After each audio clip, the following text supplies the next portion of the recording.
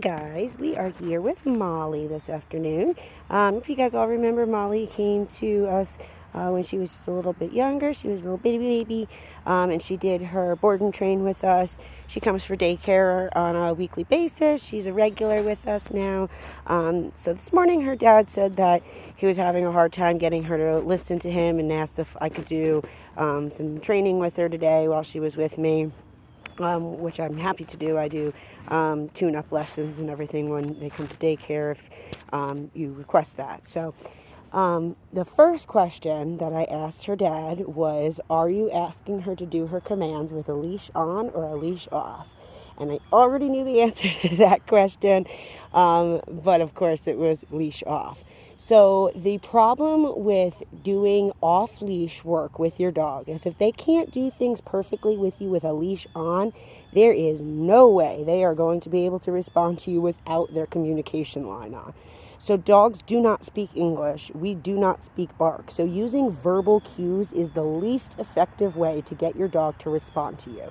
The most effective way is a pressure and release system when you're teaching. Then when you are getting really good and your dog responds to you because you have had consistency and follow through and do lots of repetitions and practicing these behaviors with your dog, you're not just going to have, your dog's not just going to turn into Lassie one day. Unless you put in that work, I promise you, Lassie was trained a lot. I believe it's she. She did a lot of training to get to be that good. Molly's doing great, as you can see. She's just sitting here all great. I have no pressure on the leash. But that's just it.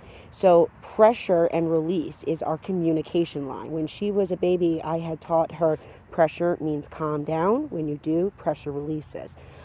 So we've been out here maybe just a couple minutes, and she was all over the place. She acted like she didn't remember anything for the first couple minutes, and now she's doing perfect. It took me less than 5 minutes to get her to realize, oh, she has follow through, and she wants me to do this every single time she says it. That's so important, because if you ask your dog to do something and they don't have a leash on and they just don't do it, you just devalued yourself as a trainer really bad. You just told them that when I say commands, you can either do them or not do them. It's up to you.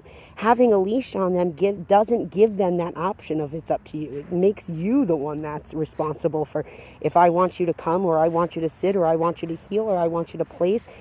I will make sure that you do that. And that can start out with a slip lead, and then you can transition into having a long line. Then you can drop your long line. Then you can go with no long line. Then if you're, if you're really hoping for off-leash reliability, you can always go to an e-collar.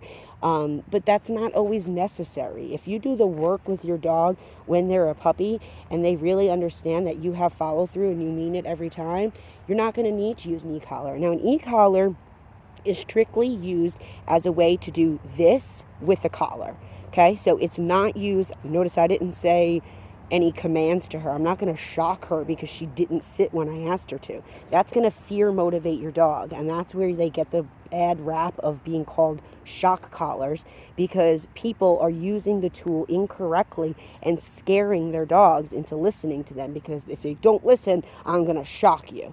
That is a horrible way to use that tool. It is strictly supposed to be used as a way for me if I say Molly, Molly, Molly, right? So I popped on the leash, right? But if I didn't have that leash on, right, everybody wants off-leash reliability, then I can say Molly and tap her button, and she'll know that that stimulation means turn and look at my handler. Once she's been trained to understand that. Okay.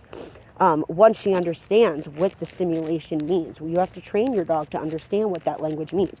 You're not just going to throw an e-collar on your dog and then all of a sudden now they're off leash reliable. I can get them to do whatever I want without a leash. No, that tool is strictly used to overlay your leash skills. If your dog isn't perfect on leash, there is no way I'm going to recommend dropping a leash and letting them run around and have no way to follow through except for a collar that you can very, very easily use the wrong way and, just turn, I'm blanking on my word, but traumatize basically your dog.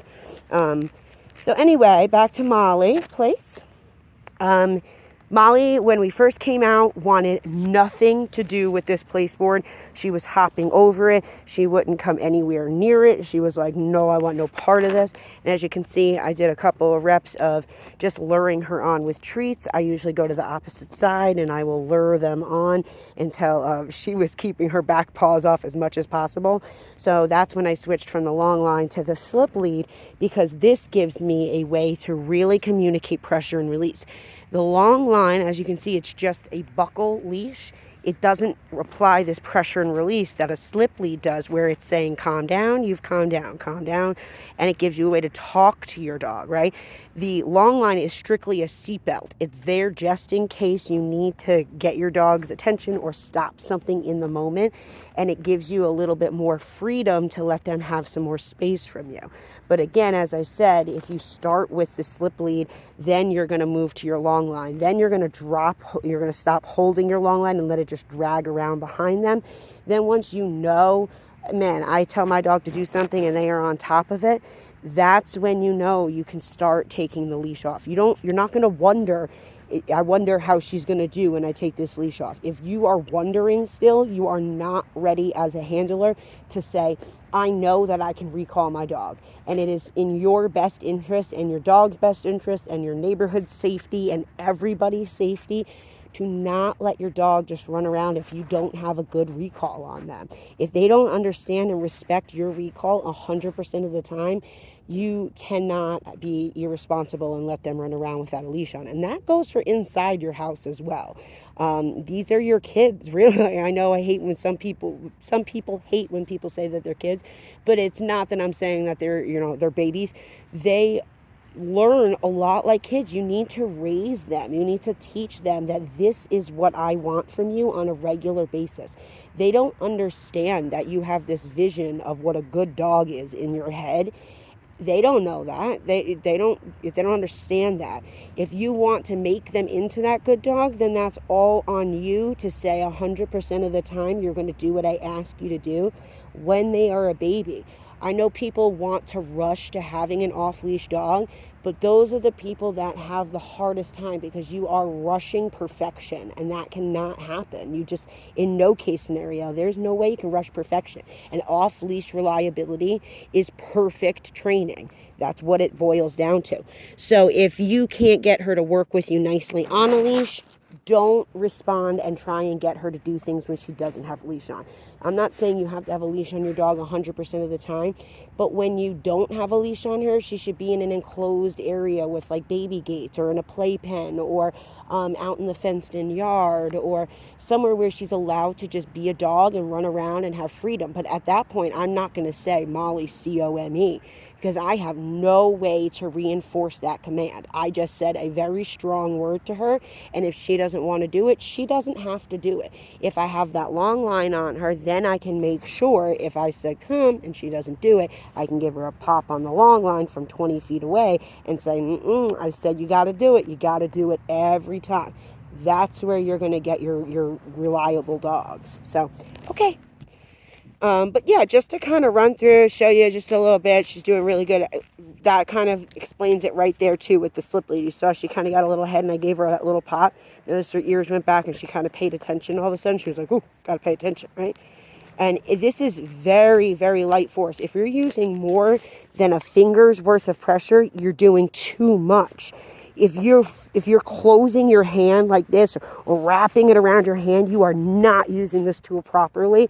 This is meant to be as loose as you can possibly get it, so that when your dog see how she's ahead and I have slack, I can give her pops to say, hey, I'm the leader, you're the follower. You got to get a little bit, you got to slow down a little, you got to pay attention more.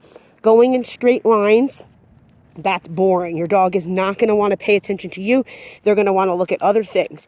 So going in zigzag patterns, making these left turns, making figure eights, going in squares, turning it up, switching it up like this, going different paces, randomly stopping. These are the kind of things you want to work with, especially with an Aussie puppy. You need to give her something to challenge her brain. She is a working breed. If you do not give her a job, exercising her and playing with her isn't a job. That is strictly recess, okay? Your kids aren't learning anything during recess. It's strictly a time to let them get some of that physical energy out. And notice it's only one period of the day, right? They don't do half of the day as recess and the other half or one period of the day is learning something valuable. No. Your kids, the smarter they are, is the more they pay attention and the more they practice things and the more you practice with them. They don't just come home in first and second grade and just do their homework by themselves. No, you're there to help them and guide them and show them this is how you do it. You have to do the same thing with your puppy. You cannot just expect them to just be good all of a sudden because you want them to be. It doesn't happen that way, unfortunately. Now, she's a really good dog. I promise you, she's smart. I can vouch for that. I got a puppy from the same breeder that she came from because she is a really smart dog. She is really sweet. She's really willing to work. She's a great girl. You have to know how to be that handler that she needs. Otherwise, she's just going to rule you because dogs need to have an alpha. And if someone else isn't the alpha in the pack, she's going to have to take that charge and take that lead for herself. So switching the roles up a little, making her understand that you guys need her to do things 100% of the time. So, Molly, sit. Okay, good girl. Place. Good girl. So I'm not going to drag her onto it. Good girl. Place. Just gave her a little pop. Yes, good girl. And then verbal encouragement. She walked over it. But again, like I said, she was a little nervous of this object. So I'm not going to force her into it. Come on. Good girl. Okay, so every time she tries to go around, I'm going to the opposite side. And I'm trying to stop her from doing that. That way I can coax her on. She's like, you don't have a treat. Right, so now I have a treat. Come on, good girl. Not pulling her. Drop that leash completely. She's got to do this on her own. Come on, good girl. Good girl. Yes, there you go. Good girl. Molly. All right, so I can't give up just because she doesn't want to do it. You give her a little motivation, just a tiny little pop and release. And that helps her realize, all right, I got to do it. Okay, so she went to go hop over it, and I quick put my foot out and stopped that behavior, right? I told her, no, you don't get to just run off of it now. Okay, good girl. Good job, Molly. Okay, ready? Place. Now, each time she goes on will be a little bit easier. Sit. Again, I put my foot out right away. Knowing that that's a behavior that she's more than likely going to do, I preemptively put my foot there knowing she was going to do it. So it stopped it before it even started. Okay, good job, Vina. Good girl. Okay, ready? Come. Good girl. Place. Okay, so I stopped. She tried to follow me. I stopped with the leash and then released that tension. Okay, stopped her again. Moved into her. And now I can move off of her. No pressure. Very loose.